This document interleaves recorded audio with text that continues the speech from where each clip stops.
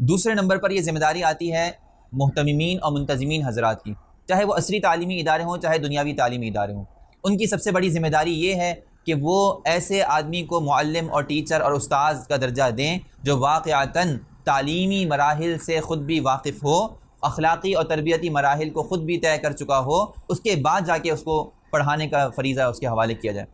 نبی کریم صلی اللہ علیہ وسلم نے فرمایا انما بعثت معلما، کہ دیکھو مجھے تو معلم بنا کے بھیجا گیا ہے۔ تو اگر کوئی استاذ اخلاق نبوی سے واقف نہیں ہے، اگر کوئی استاذ کردار نبوی سے واقف نہیں ہے، اگر کوئی استاذ کردار نبوی کا حامل نہیں ہے، تو وہ اس بات کا حق نہیں رکھتا کہ وہ معلم بنے، استاذ بنے۔ تو اپنی ہاں ایسے اساتذہ کو ٹرین کیا جائے، بھرتی کیا جائے جو واقعتاً اپنے اندر شفقت رکھتے ہوں، رحم رکھتے ہوں، وہ طلبہ کو سکھانے کا جذبہ اور شوق رکھتے ہوں، وہ تعلیم کو ایک بزنس ٹول کے طور پہ یوز نہ کر سکتے ہوں، وہ تعلیم کو ایک کمائی کا ذریعہ نہ سمجھتے ہوں، وہ تعلیم کو ایک مقدس فریضہ سمجھ کر انجام دیں، تبھی جا کے قوم کے بچے جو ہے وہ ایک رہبر اور رہنما بننے کی صلاحیت رکھیں گے۔